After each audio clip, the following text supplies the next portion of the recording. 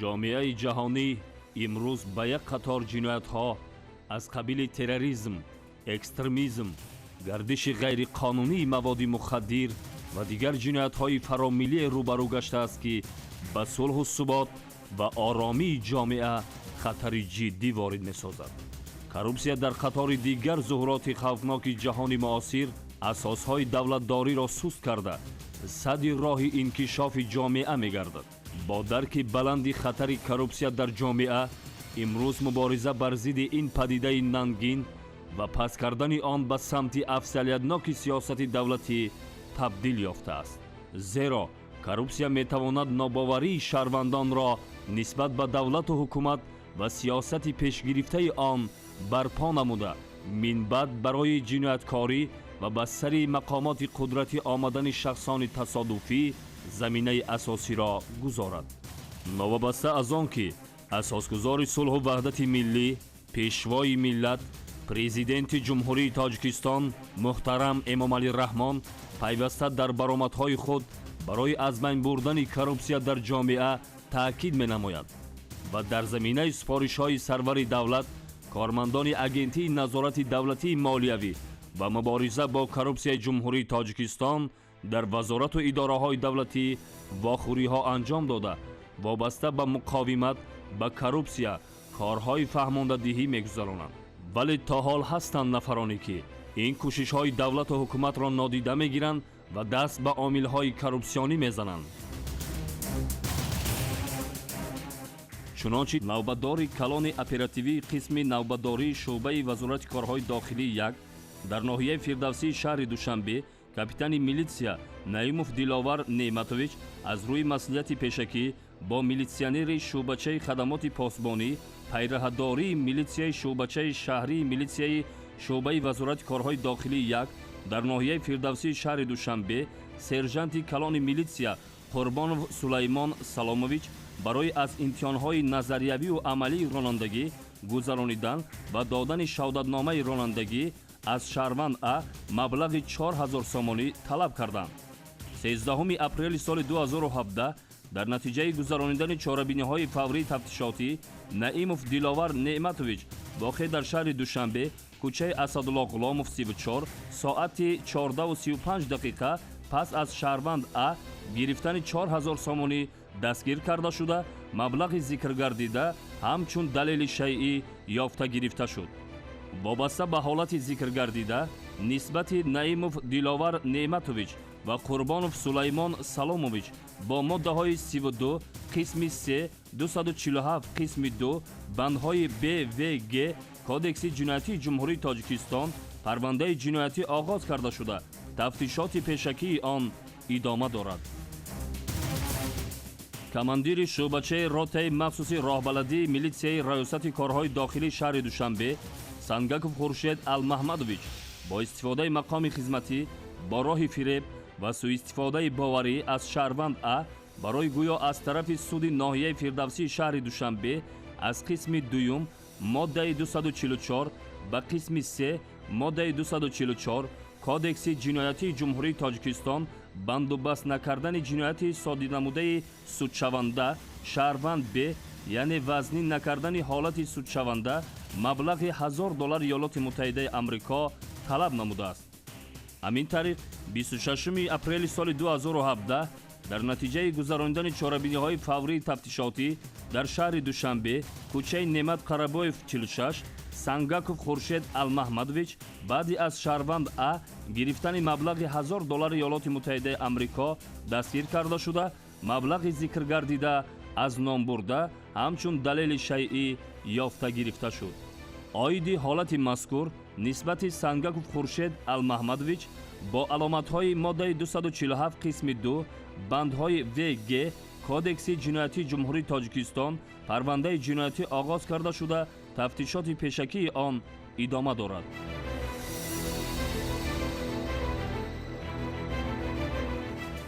чунончи директори мактаби таҳсилоти миёнаи умумии рақами 2 шаҳри Кӯлоб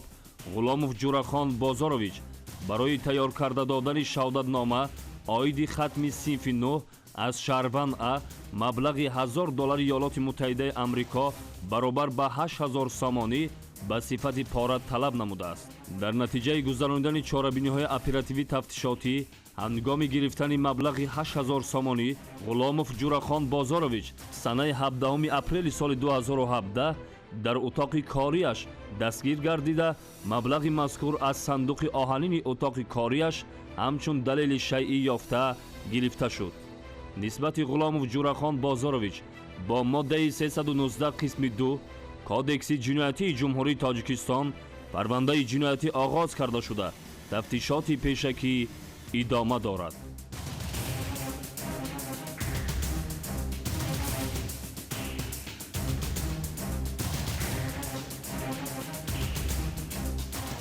духтури асабшиноси маркази саломатии ноҳиявии ноҳияи рӯдакӣ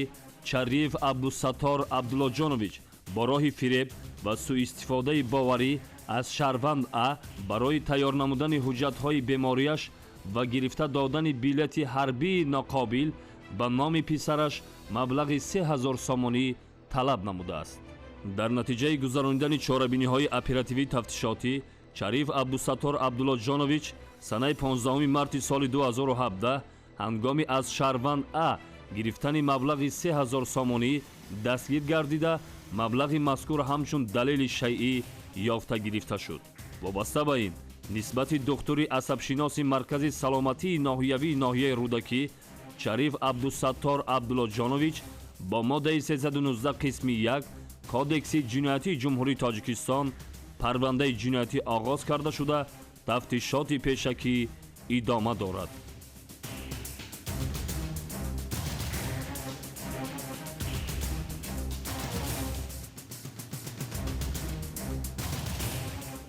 بیستمی اپریل سال 2017 شهروند ام به اگنتی نظارت دولتی مالیوی و مبارزه با کروپسیای جمهوری تاجیکستان با عریضه مراجعت کرده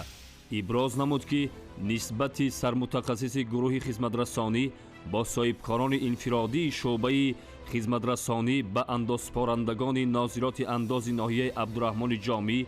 با نام اسفندیار و رئیس کمیته اتفاق کمپلکس اگروصنعتی ناحیه عبدالرحمن جامی با نام سلیمان چاره‌های قانونی اندیشیده شود. زیرا که آنها برای قطع نمودن فعالیت صاحبکاری انفرادیش مبلغ 5200 سامانی همچون پاره طلب نموده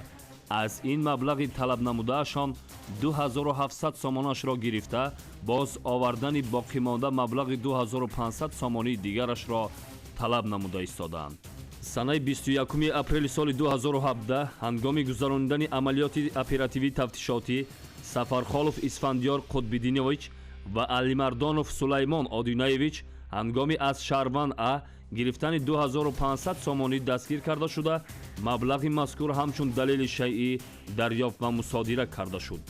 وابسته به حالت مذکور نسبت سفرخالوف اسفندیار قطب‌دینویچ و علیمردانوف سلیمان آدینایویچ با ماده 319 قسم 1 کودکس جنایتی جمهوری تاجیکستان پرونده جنایتی آغاز کرده شده تفتیشات پیشکی ادامه دارد.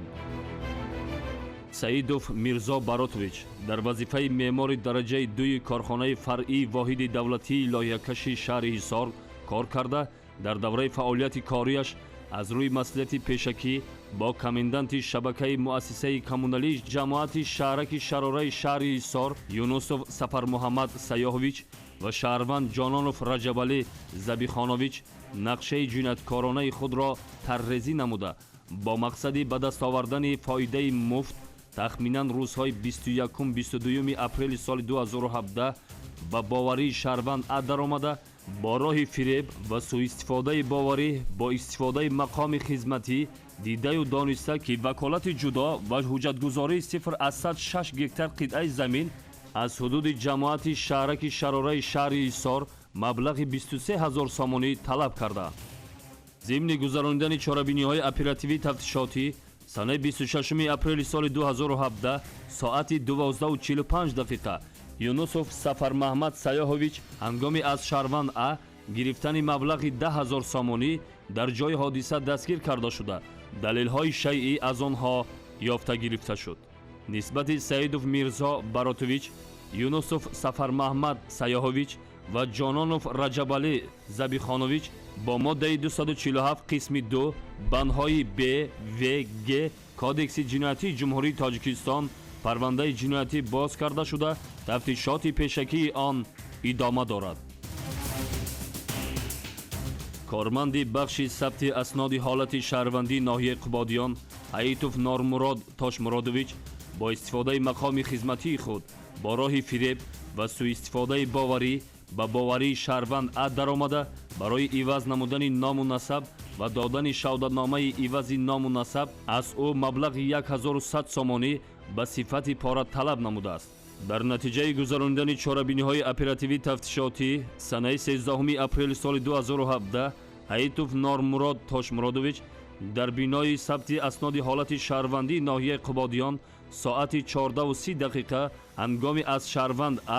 گرفتن 1100 سومانی دستگیر کرده شده مبلغ مذکور همچون دلیل شیعی یافته گرفته شد. نسبت ایتوف نورمراد تاشمرادویچ با ماده 247 قسم 2 بند و کودکس جنایتی جمهوری تاجیکستان پرونده جنایتی باز کرده شده تفتیشات پیشکی آن ادامه دارد.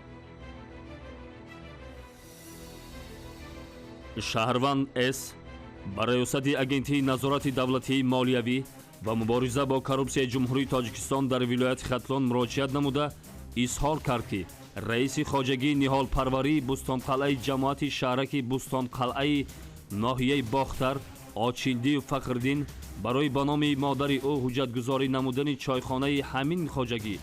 با راه فریب مبلغ 16000 سومانی طلب کرده گرفته باز آوردن مبلغ 2300 سومانی دیگر را طلب کرده است. در نتیجه گذراندن چاره‌بینی فوری تفتیشاتی 3 اپریل سال 2017 تخمینا ساعت 18:11 دقیقه آچیلدی و فخردین غیاسویچ در اتاق کاریش بعد از شهروند اس گرفتن 2300 سومانی دستگیر کرده شده دلیل‌های شیعی دریافت و مصادره کرده شدند. نسبت آچیلدی و فخردین غیاسویچ با علامت‌های ماده 247 قسم 4 بند ب کودکس جنایتی جمهوری تاجیکستان پرونده جنایتی باز کرده شده تفتیشات پیشکی آن ادامه دارد.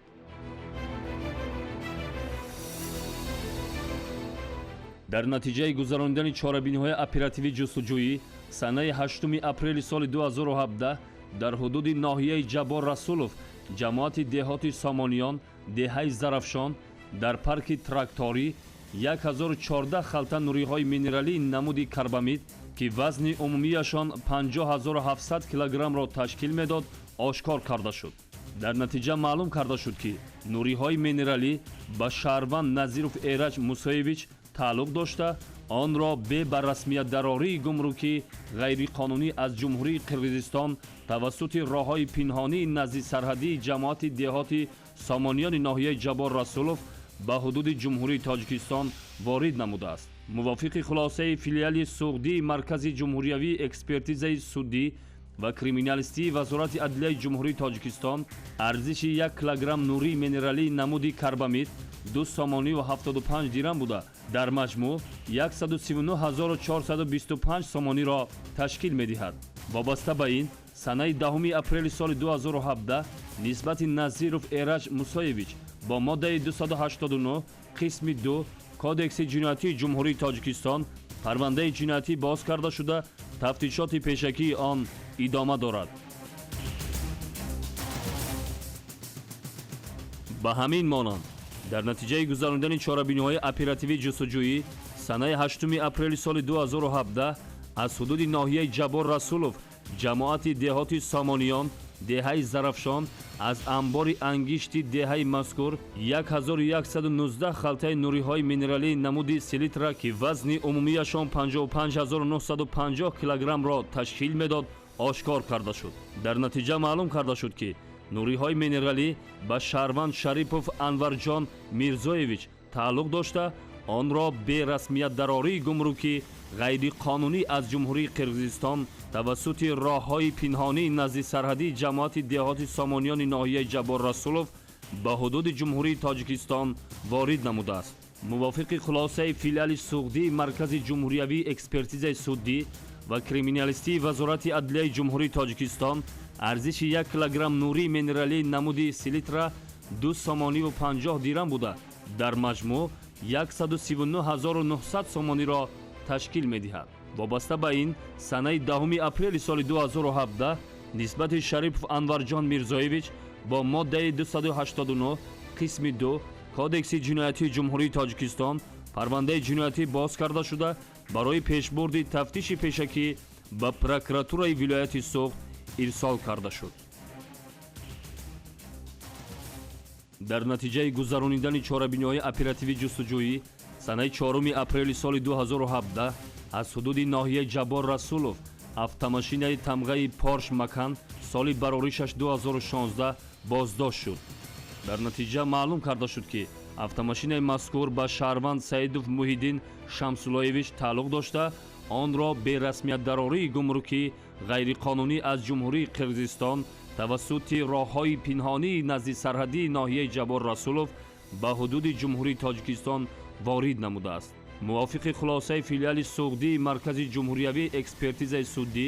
ва криминалистии вазорати адлияи ҷумҳурии Тоҷикистон арзиши автомашинаи мазкур 330 000 сомониро ташкил медиҳад.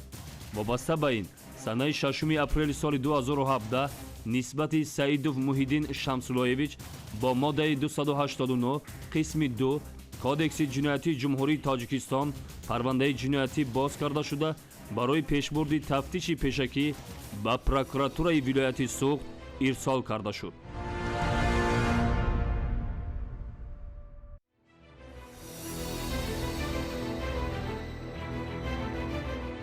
қонуни ҷумҳурии Тоҷикистон дар бораи танзими анъана ва ҷашну маросимҳои миллии ҷумҳурии Тоҷикистон аз ҳимояи манфиатҳои иҷтимоии мардуми Тоҷикистон мусоидат барои паст кардани сатҳи камбизоатӣ ва гирифтани пеши роҳи хароҷоти зиёдатӣ ки ба манфиатҳои иқтисодӣ ва фазои маънавии ҳаёти шаҳрвандон зарари ҷиддӣ ворид менамояд иборат аст. новобаста аз ин шаҳрвандон то ҳол даст ба қонуншиканӣ зада